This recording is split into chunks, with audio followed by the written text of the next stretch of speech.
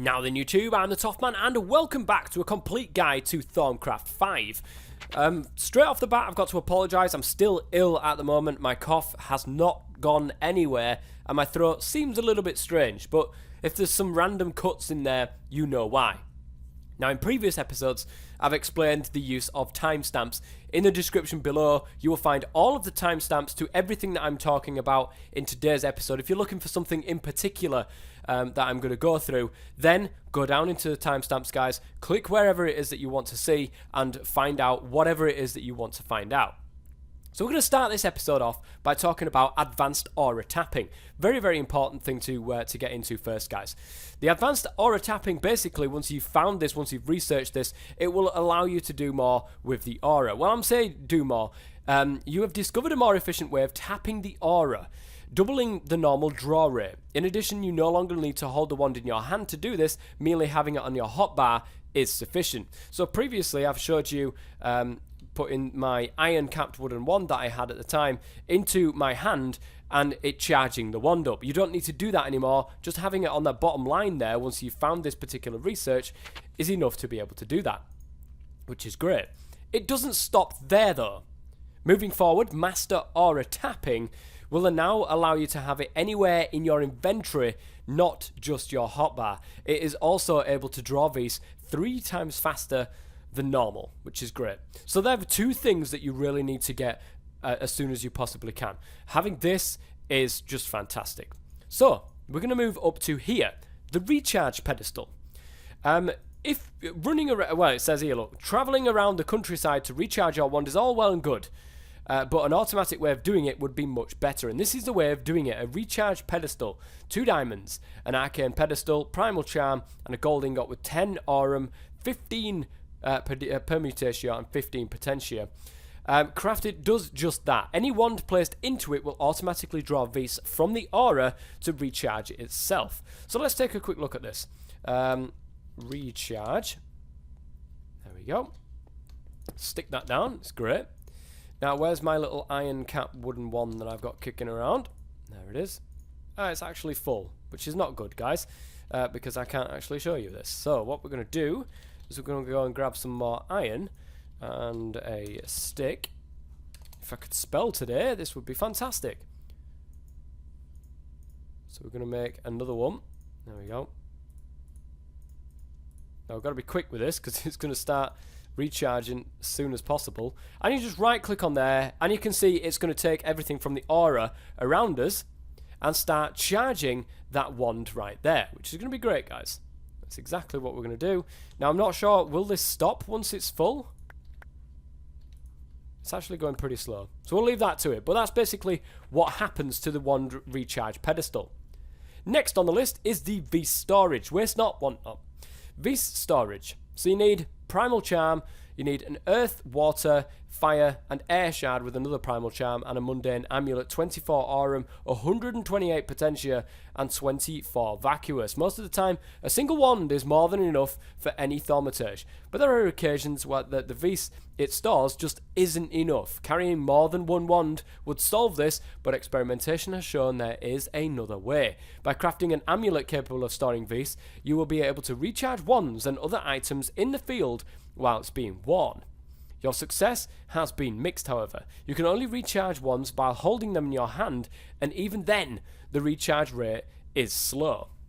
So you can charge this up, which has a capacity of 1,000. You can stick it onto your pedestal there, and you can get it to charge up with Vis. But again, like it says, you can only recharge wands while holding them in your hand, so you can't be doing anything else at the time. And also, it's really goddamn slow. However, the amulet is able to act as a good power source for other things like repair enchant or runic shielding. The amulet recharges itself slowly whilst worn, or it can be placed in the recharge pedestal. As I explained, putting it into the recharge pedestal, there we go, that's done. Vis Storage, where is it? Amulet of Vis Storage, there it is. You can stick it in there and then it will start charging. Okay, so the next thing that we're going to have a look at, guys, is the Arcane Workbench Charger. Now, this thing is interesting. If you remember this in the last versions of Thaumcraft, you will remember that you tapped nodes, you got it into this system, and it was pretty decent. It's changed again now, guys. It has changed. An annoyance for Thaumaturgy that performs require regular arcane crafting is to constantly keep his wands charged. Now that you've found a way to automate the draw Vis directly from the aura, you are able to craft an arcane workbench charger. It is designed to be placed on top of an arcane crafting table and will draw Vis from the aura to recharge wands placed on the table. So if you remember from the last time, guys, what is it called? What was it called again? This was actually Arcane Workbench Charger. There we go. There it is. And you just stick it on top. Oops. There we go. You just stick it on the top there. And now any recipe that you use in here, you don't have to have a wand there. It will just use aura. So you don't have to have all of that fancy system that was all linked together like from the nodes and stuff like that from the last one, which is slightly sad. I really did like the way that actually worked, but I suppose this works a little bit better, and it's certainly a hell of a lot easier to get going, I suppose. That is the Arcane Workbench Charger. The only drawback is that it recharges much slower than it would from a wand recharging pedestal or doing it by hand, so that is something to keep in mind as well. Moving forward into the big thing that people will want to know, and that is node manipulation. So, well, I say node manipulation, aura manipulation nowadays. Basic aura manipulation. This aura totem of dispersal is a very interesting block indeed. Piston, chest, great wood planks, a wispy essence. I'm not sure if that's a particular wispy essence or not. Balance shard, salis mundus, and quicksilver with some 25 aurum. Aversio, which is basically Telem, Motus, and Potentia, all 25 of each there, will get you one of these aura totems of dispersals. You have made a few interesting discoveries regarding the aura, and it's high time you start putting that knowledge to use. You've created a totem that pushes Vis away from itself, the Totem of Dispersal. As the name suggests, it takes Vis near the totem and spreads it over a wider area. Messing with the aura is not without risk, however, and the totem has a small chance of converting the Vis into flux instead of moving it. The totem requires that crystal shards be placed in its inventory to act as a fuel and to determine what type of Vis is affected. Now, I'm going to show you how to use this in a second, guys.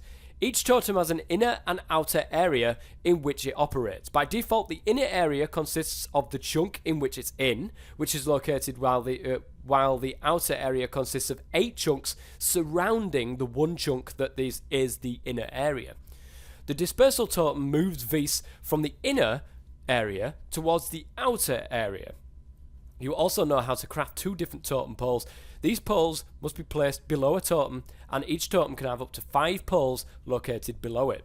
These poles modify the inner and outer areas that the totem affects. So you've got the totem pole inner, which is 6 silver wood planks, 2 great wood planks, and an earth shard, 125 terra, 75 order, and 50 air. And the other side is the totem pole outer, which is exactly the same recipe, guys, just with an air shard in the center there, 125 order, 125 air, and 50 terra. For example, a dispersal totem with 1 inner and 2 outer poles will draw Vis from the green chunks below and push it towards the blue chunks. Now, I will show you exactly how this works, guys, so if you don't get what this means at the moment, I am going to show you. So, looking at this, like it says, if you were to put 1 inner pole in there, basically it allows you then to have 9 chunks done. So you've got your original one that the totem is in, but it will also push the boundary of the inner out 1 chunk. So that's what it says here. And the outer, if you've got 2 outer ones, instead of having just the 1 outer layer, you get 2 more outer layers from that one. So you get quite a large amount of area that the Vis is dissipated from here out into. Now, it's also worth noting, guys, if I can go back, there we go, that there is the stabilizing totem, the Totem of Attraction, which does the exact opposite. The Totem of Attraction is crafted as follows, but the Totem of Attraction works in much the same way as the Totem of Dispersal, except that it draws Vis from the outer area and moves it towards the inner area. I would think that people would use this one more than what they use the other one, but then again, I don't know. It might be worth using the other one for something like flux. If you want to move flux around and try to clear out an area, it might be worth doing something like that. And then the stabilizing totem pole. The totem pole has a stabilizing effect on the totem it supports. It reduces the chance that flux is created during aura manipulation. So, something to keep in mind there, something you probably want to get as your first little upgrade to your totem pole. So how does this work? Well, I've got these right here, guys, and as you can see, I've got one that shows all around here. So basically, I've got this chunk. If I can do F9, can I do F9? Yes. So all of these chunks, these blocks here will show the center chunk being there, there, there, and there. And you can see the levels of Vis that go out from here on outwards. So what we're going to do is we're going to get a totem pole. The, what's it called? Aura of Dispersal. Oops. Totem. Okay. So what we'll do is we'll use the dispersal first, and then we'll use the attraction. So getting this, I'm going to get a stabilizing one as well to reduce the amount of flux. Don't forget, and I'm going to get up to. We can get up to 5 totem poles to put beneath this. So what we're going to do is we're going to get 1 inner and 2 outers, exactly like what it showed in the tin. So we're going to put a stabilizing totem pole there, an inner one there, and 2 outer ones with the dispersal on the top. Now, keep an eye on these and see what happens to these. So inside here, don't forget to change what we want to do. We need certain crystals to put inside there. So if we do something that we can manage to find, Ignis, for example, is a big one. So, Ignis. Hang on a minute. It'd be fire shards, won't it? There we go. So if we go up here and shove fire shards in here, now it's got fuel to run off, and you can see all these little particle effects going everywhere. Now watch what happens to this. You can see it changing. It's going to take a while, but I'm going to leave it here, and I'm going to come back in a second and show you exactly what happens. Okay, the other way that I want to show you is the attraction. So you've got the repulsion right here, or the dispersal they call it. And that's got 4 totems underneath it. I've got 2 of these stabilizing totem poles, and I've got 3 outers. I've got 0 inners. So basically what it's going to be is this one single chunk is going to be the inner, whereas the outer layer is going to be, well, 4 chunks that way. So looking at this, you can see the dispersal is working quite well. It's pushing all of the Ignis from these bits on the insides here to the bits on the outside. Now we're going to do something totally the opposite way around, I think with Ordo this time. So what we're going to do is we are going to get, what do they call them now? The shards, which ones are they? Order shards. Okay, well there you go. We're going to stick the Order shards inside here, and that is then going to pull all of everything from the outside to the inside, to the one chunk in the middle, which is what's going to happen over here. So these are a really good way of keeping track of what Vis is, well, everywhere, basically. This is working really well, guys. As you can see, going around, all of the middle chunks right there are losing its Ignis and pushing it to the outside. Whereas if we look at the Ordo, you will see after a while there will be a small spike right in the center there, and it will keep that spike for as long as possible, taking it from the outsides and pushing it to the inside chunk. And that is basically how you manipulate the aura around it. There is also node attraction.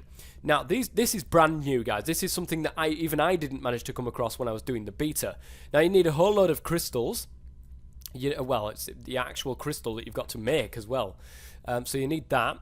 You also need great wood planks, a biothermic mind, of which we'll get to in a second, block of iron, brass plates and brass gears, along with a morphic resonator. Again, we'll get to that in a bit, but all of these are part of the same thing here. So this won't be unlocked until you've managed to get these unlocked anyway, guys, so keep that in mind.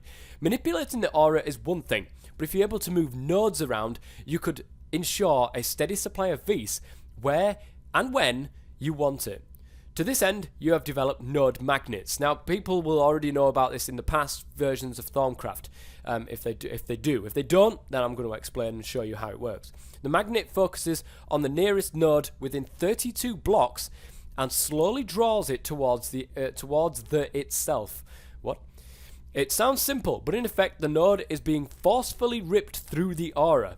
This not only requires large amounts of Vis of all types, but causes considerable amounts of flux. The larger a node is, the slower it moves.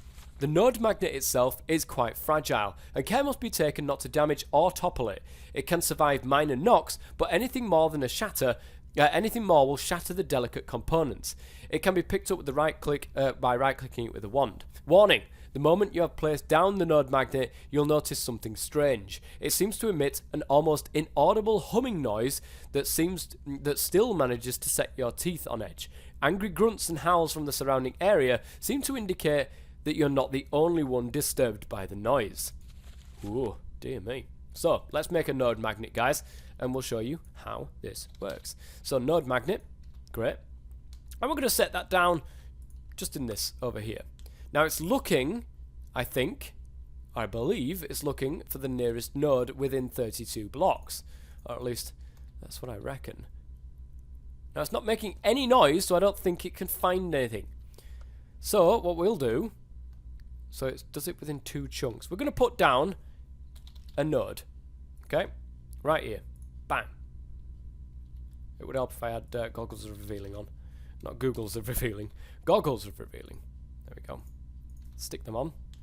And there it is. Can you see it being moved? Oh god.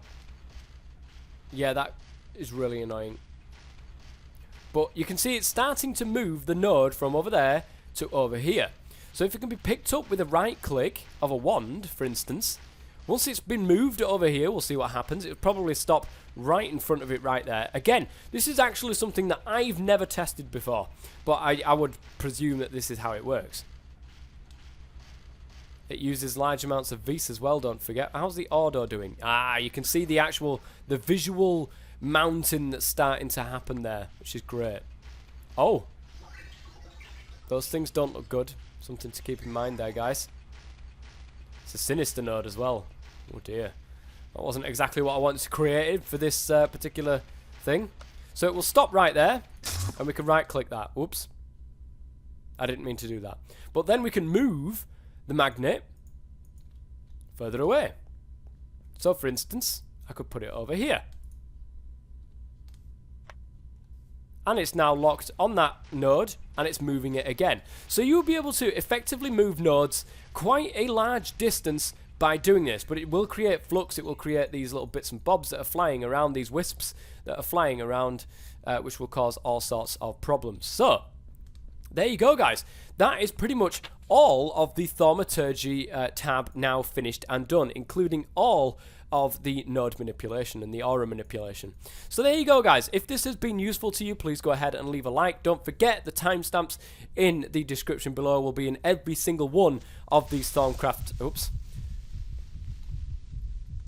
That must be a new one, that. I've never heard that before. I've never heard that one before. So, yes, there is that to consider as well, all the warp effects. But anyways, that is going to be it for this episode. I do hope you've enjoyed it. And I will see you guys in the next episode when we're going to go down to the Alchemy tab. Until then, I've been the TOFF Man. Thank you very much for watching. And as always, stay safe.